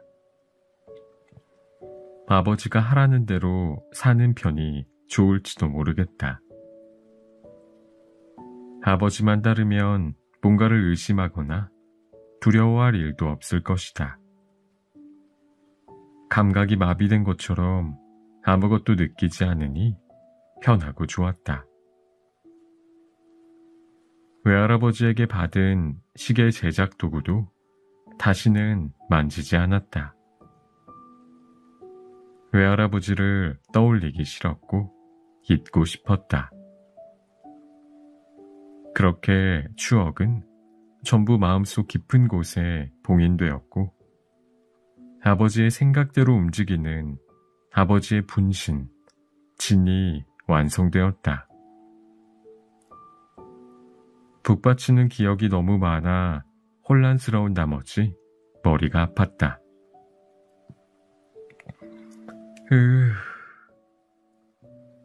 진이 신음하며 손으로 얼굴을 덮자 마법사가 다정하게 말을 걸었다. 사실은 메시지도 있습니다.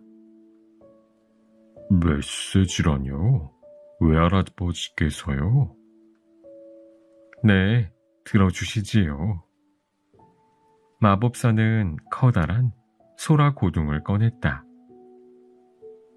은은하게 빛나는 진주색이었고 코르크 마개가 단단히 박혀 있었다. 마법사가 코르크를 뽑자 소라 고둥에서 울림이 좋고 따뜻한 목소리가 흘러나왔다. 사랑하는 나의 손자 진, 잘 지내니? 왈칵, 진의 눈에서 눈물이 쏟아졌다. 기억한다. 외할아버지의 목소리다. 분명하다. 눈앞에 외할아버지가 있는 것만 같아 눈물이 멈추지 않았다.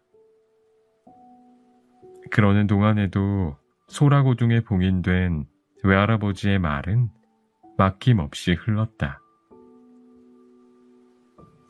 진, 갑자기 우리 집에 안 오게 된 건 역시 그 시계 때문이냐? 그 일이라면 나는 전혀 화가 나지 않았고 내게 실망하지도 않았단다. 형태가 있는 것은 언젠가 망가지는 법이다. 그러니 소중히 사용해야 의미가 있단다. 이 얘기를 해주려고 여러 번 편지를 보내고 만나러 가기도 했다. 하지만 편지가 도착하지 않았나 보다. 또 나도 번번이 그 애가 만나고 싶지 않나 봅니다. 라는 소리를 듣고 쫓겨났단다. 그러다가 몹쓸 병에 걸린 걸 알았어. 유품으로 이 시계를 망가진 그대로 너에게 주고 싶다. 내가 간단히 고칠 수 있지만 그건 널 위한 일이 아니라고 생각한다. 하지만 이대로 남기고 죽으면 내 아버지는 너에게 주지 않을 테지. 그래서 10년각의 주인에게 맡겼단다. 너를 수취인으로 정하고. 아, 진, 너는 이제 21살이 되었겠구나. 어떤 어른이 되었을지 외할아버지는 조금 걱정이다. 왜냐하면 너의 곁에 내 아버지가 있으니까. 내 아버지는 머리가 좋아 돈벌이에 뛰어난 사람이지만 마음이 가난해. 내가 아버지처럼 잘하지는 않을지 너무 걱정되는구나. 진, 부디 마음을 잃지 마라. 시계 장인이 되겠다고 웃으며 말하던 소년의 마음을 잃지 마라. 외할아버지의 간절한 부탁이다. 시계 장인이 아니어도 된다. 그저 내가 진실한 인생을 살기 바란다.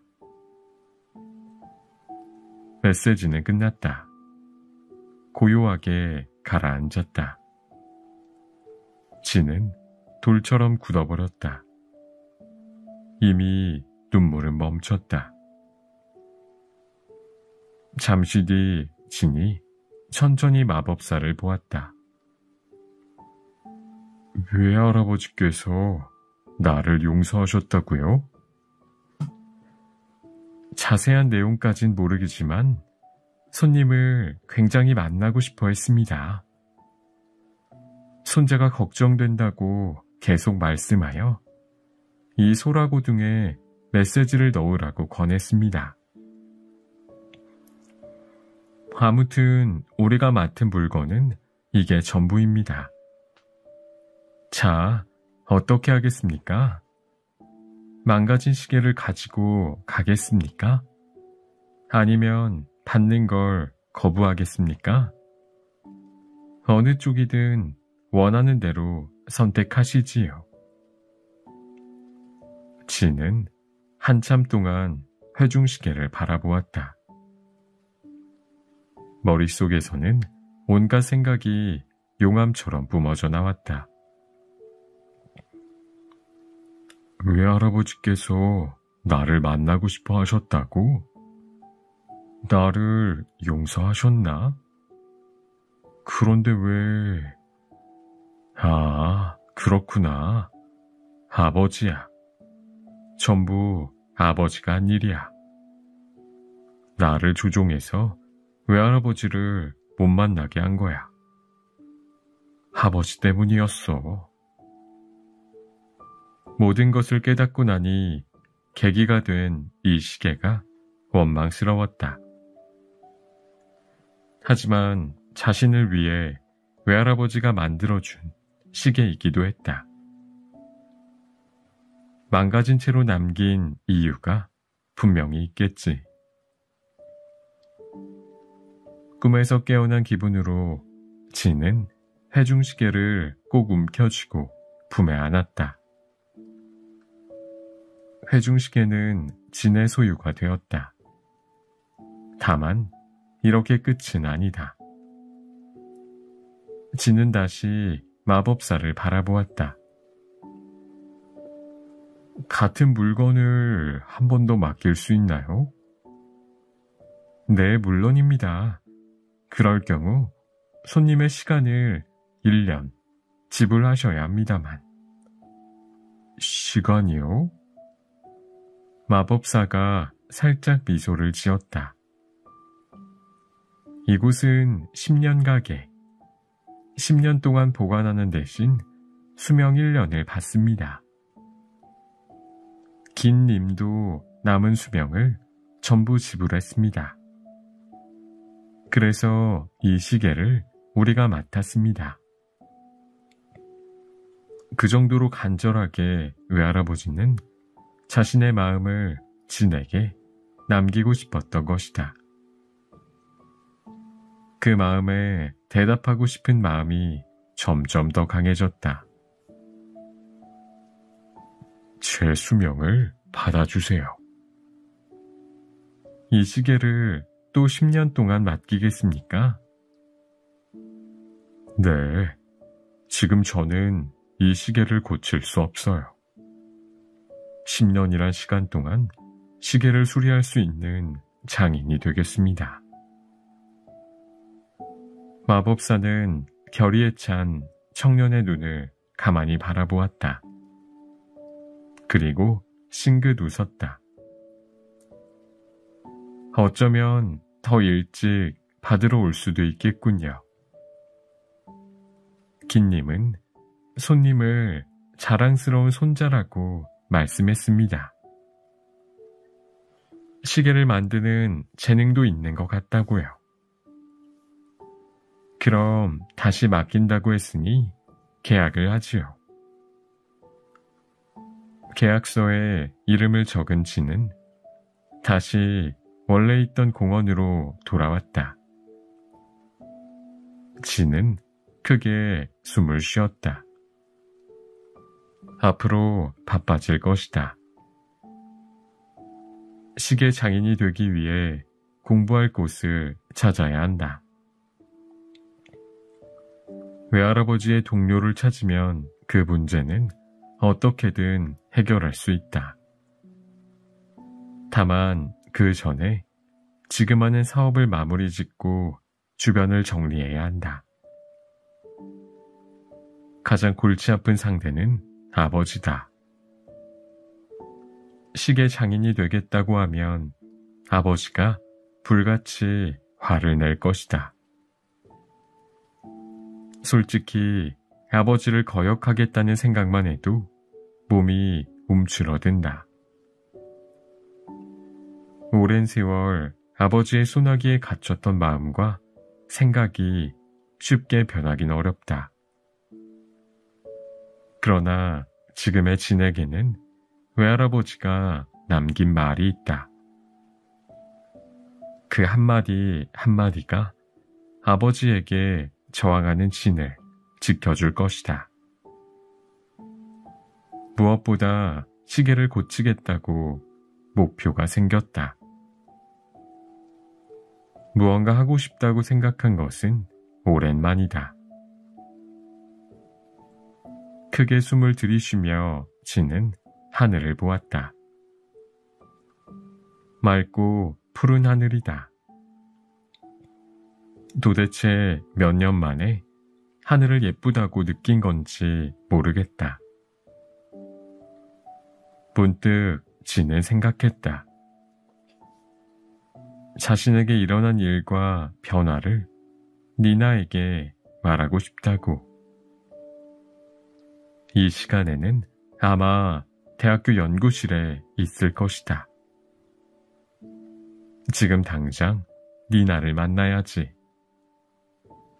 니나를 향해 진은 서둘러 걸음을 옮겼다.